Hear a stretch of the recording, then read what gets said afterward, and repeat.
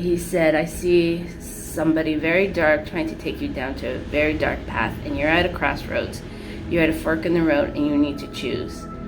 I just watched Jordan Peterson's whole podcast, as well as other interviews of Operation Underground Railroad. How many pedophiles you got? 288. How many kids you found? So I want everybody to check it out. It's called Sounds of Freedom, and it's with Tim Ballard. It's his story of how he started Operation Underground Railroad, which is they rescue children. Gotta look up Operation Underground Railroad on YouTube. Tim Ballard. My intention today is to focus on the millions of children who are caught in the horrific web of child trafficking, of human trafficking. Many of these children are sexually exploited as subjects of child pornography and as victims of rape for money here in the United States. And I think it's an important film. It's on child trafficking. And I just want to share something with you because it resonates with me so much. It's like the thing that disturbs me the most is child abuse. I was born in Cambodia at the end of the Vietnam War. November of 1974 I was born. And about the time, maybe 5 or 6 months old, because I arrived at Canada at 6 months old. So somewhere before that, a bomb hit a Cambodian village. And I was an infant, and myself and another baby were the only 2 survivors of that entire village. After the bombs hit, people would go in to see if there's any survivors. An Australian childcare worker found me, took me to an orphanage in Phnom Penh, Cambodia, was with Naomi Bronstein, and they made a documentary. I'm in the documentary too as one of the babies. It's on my YouTube channel as well. So I was supposed to be on a plane called Operation Baby Lift to leave Cambodia. We went to Saigon, and then Saigon to Canada. But last minute, a Canadian Air Force pilot intervened and said, anybody going to Canada, he'll take them the next day. Naomi Bronstein thought it would be great to save the 65 baby seats and give it up to other babies who might not get out of the country. The plane that we were supposed to be on took off at the airport, and it malfunctioned. 2 out of the 4 locking mechanisms of the cargo door blew open, and the plane crashed in a rice field soon after it took off. So I escaped bombed village. Also in 1974 there was a mass famine in Cambodia. So I survived malnutrition and worms because I only had rice water in my body, and near being boarded on a plane that crashed. So that's quite like the most that one person can have in a lifetime, but there was other things that I had to go through too.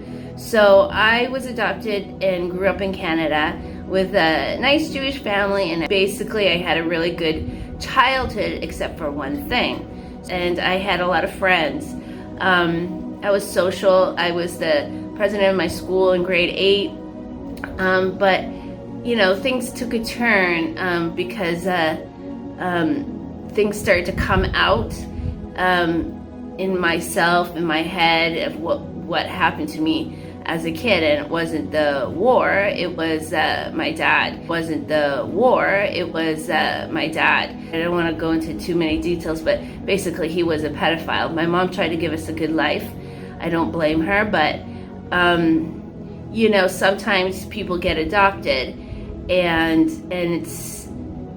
they can have a bad situation too.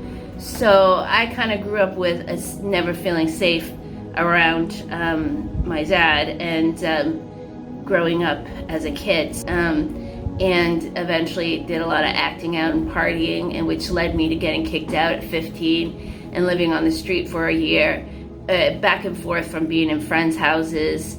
For a whole year I didn't know where I was going to sleep that night. By 16 I was fully out, just started coming up even more so because my nephew called me and wanted to know the story. And I said, I'll tell you the story. It's not a pretty story. And I moved to downtown Toronto, partied my ass off for several years. I don't remember some of those years. You know, it was the rave days and ecstasy. I had my tarot cards read. He said, you're at a fork in the road. And I see you going on a really dark path. I was already a stripper at that time. So going down a dark path would have been darker than where I really was. And I was not in a good spot.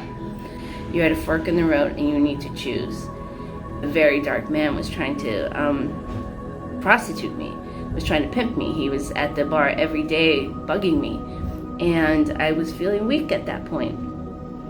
So I was worried maybe one day I might say yes. I don't know why, I felt weak.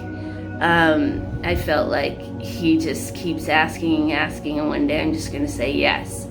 Then I woke up one morning and I had a kink in my neck, like it hurt, like that. And then I had a driver to drive me to the strip bar. And he said, oh, let me help you. And he took my neck like that. Made my neck even worse because he's not a chiropractor. He was a driver to drive strippers to a strip bar.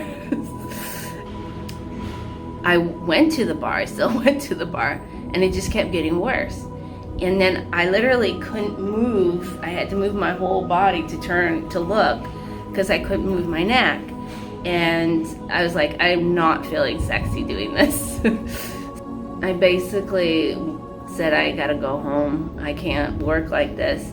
And I just never went back. I just never went back to the strip bar. And it was like kind of like a blessing in disguise because it got me out of the bar without making any real decisions. I just couldn't work that way. And I was hanging out with other strippers. Actually, I was hanging out with escorts who were also strippers. And one girl, she was, instead of stripping now, she was now with a really rich guy in this like penthouse, living this life. And she was like, I don't know how you girls could like go back to like an everyday job. Which I had to, so I went back to hosting. I was a hostess at a restaurant downtown Toronto. So, you know, I didn't really feel comfortable because I never was in fine dining, but I went. I was a room service girl and the bus girl at a fancy hotel downtown Toronto, and that's where I met my husband, Scott. And he became my best friend right away. And we were friends for about a year and a half before he started dating. And we got married and we've been together for 21 years. That's my basic story. Anybody trying to save people from human trafficking, they're heroes to me. God bless these poor children who are in these horrible situations. And I really hope they get rescued. But to talk to anybody who is a survivor from it, it's not easy. It takes years. My heart goes out to anybody who is a survivor and those who are being abused. I live an amazing life right now. I have an amazing husband, and I feel like if I write my book or tell my story, that might help. So I'm still healing, and I hope that I helped anybody who is still healing too. God bless. Bye. Happy 21st anniversary to my amazing husband, Scott. We made a pinky swear, and the pinky swear is that in the next life, we have to be together.